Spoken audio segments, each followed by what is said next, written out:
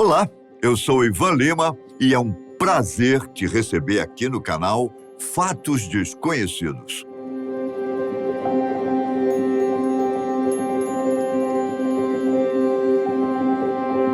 O carnaval deste ano aconteceu fora de época. No Rio de Janeiro, a escola de samba vencedora foi a Grande Rio.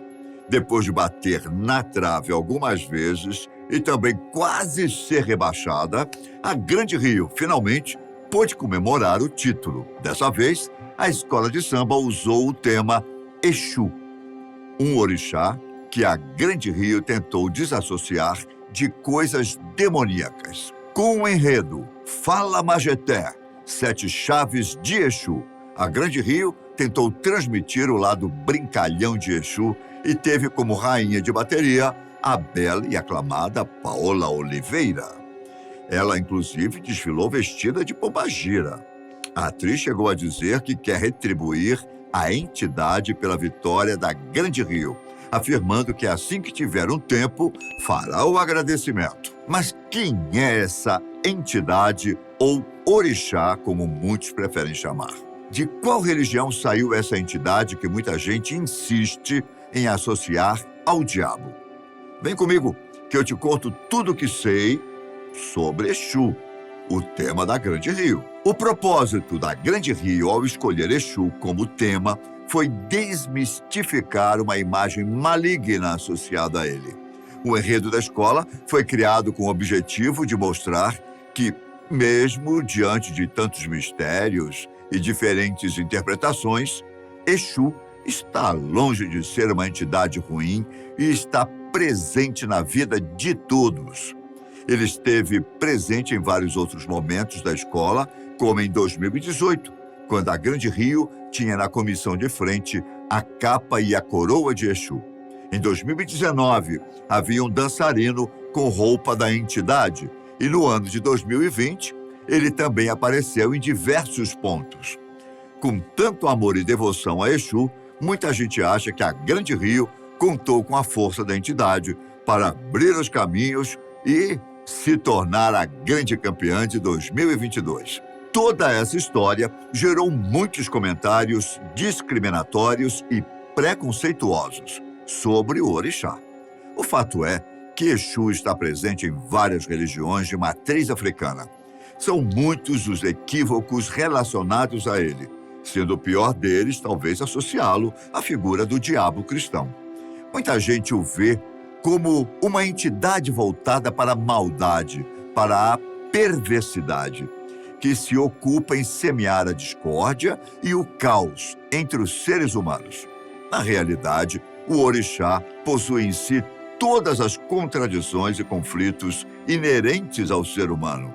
Exu não é totalmente bom nem totalmente mau, assim como o homem.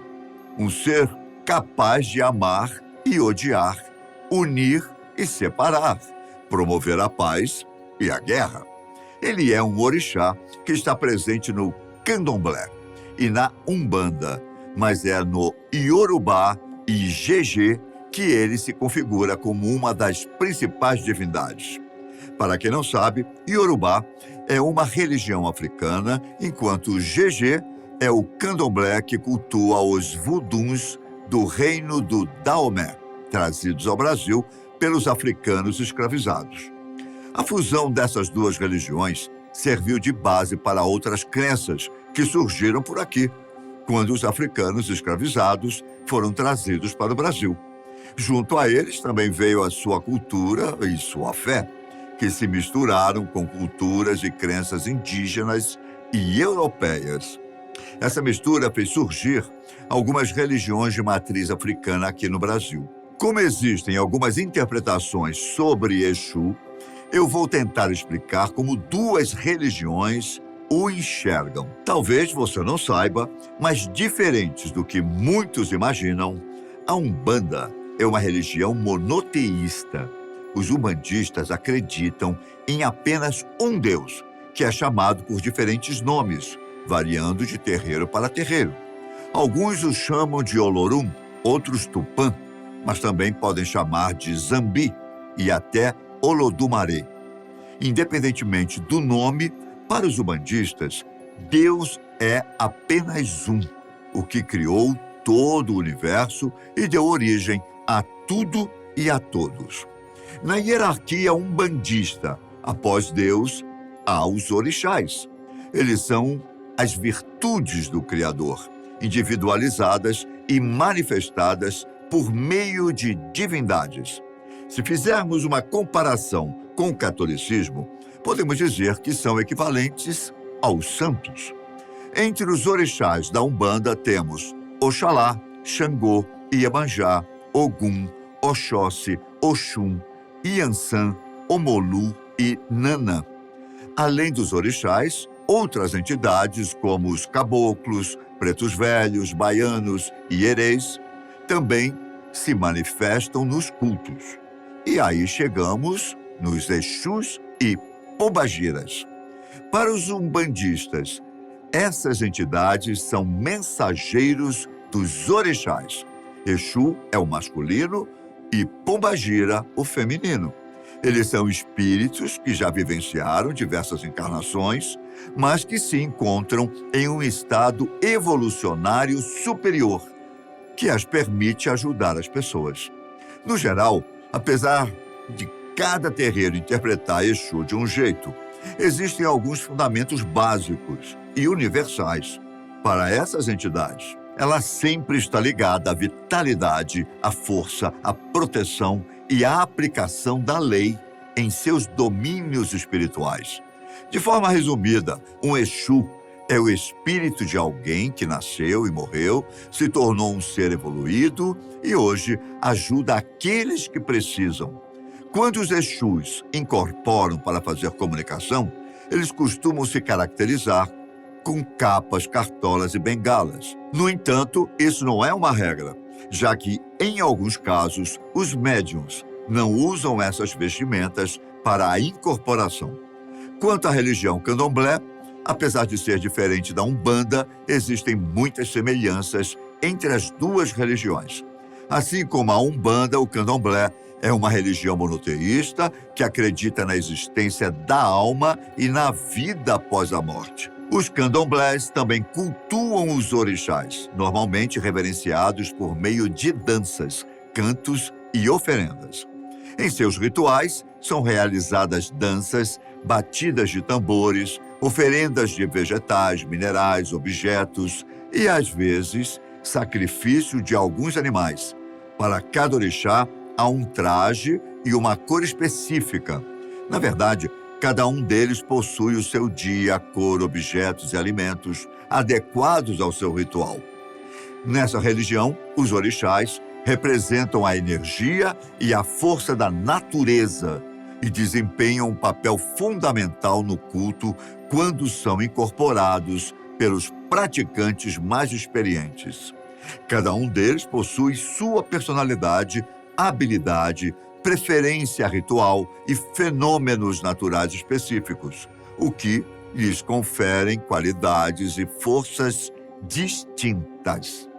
Os orixás mais famosos do candomblé, que compartilha de alguns que estão presentes também na Umbanda, são Ogum, Oxóssi, Xangô, Iansã, Oxum, Logum, Iemanjá e, claro, Exu. Segundo essa doutrina, sem Exu, o mundo não faria sentido, pois só através dele é que se chega aos demais orixás e até Deus. Essa entidade fala todas as línguas e permite a comunicação entre os orixás e os homens. Muita gente diz que ele ajuda os comerciantes, que sempre devem tentar agradá-lo. As vendedoras de acarajé, por exemplo, oferecem sempre o primeiro bolinho a Exu, atirando-o à rua, não só para vender bem, mas também para afastar as coisas ruins. Um fato curioso é que as religiões de matriz africana desconhecem as oposições, em especial a oposição entre bem e mal. O bem de um pode ser o mal de outro. Então, cada um deve dar o melhor de si para obter coisas boas em vida, sempre cultuando, agradando e agradecendo a Exu. Agora, falando de um modo geral, Podemos dizer que Exu é um orixá conhecido como o mensageiro e o guardião dos terreiros, das aldeias, das cidades, das casas e do comportamento humano. Para ser mais sucinto, ele representa a comunicação, a paciência, a ordem e a disciplina. Ele faz a ligação de Deus com os seres humanos. Também é Exu que abre os caminhos para o mundo espiritual. Segunda-feira é o dia ideal para fazer cultos e oferendas a ele, que costuma ser representado pelas cores vermelho e preto. Segundo as religiões que acreditam na existência do orixá, é ele quem abre os caminhos. Se você faz uma oferenda de maneira certa para Exu, pode ter certeza de que muitos caminhos se abrirão na sua vida. Pois, como dizem os praticantes do Candomblé e da Umbanda, quem tem Exu tem tudo. Portanto, para finalizar esse assunto de uma vez por todas, preciso deixar claro que Exu não tem relação alguma com o diabo ou algo do tipo. As religiões de matriz africana são vítimas de preconceito e intolerância religiosa. E foi essa visão estereotipada, herdada do fundamentalismo cristão, que criou a ideia de que o orixá é uma versão do diabo. A minha dica para você que ainda pensa que Exu tem alguma relação com o diabo, abra sua mente, estude cada religião antes de sair por aí falando coisas sem ter conhecimento. Eu tenho certeza de que se alguém fizesse o mesmo com a sua religião, você ficaria indignado. Lembrando que, apesar de existir um conceito básico sobre ele, também há diferentes interpretações sobre o orixá que variam de terreiro para terreiro. Espero que eu tenha sido claro em minhas explicações. Fique com Deus e até mais. Tchau!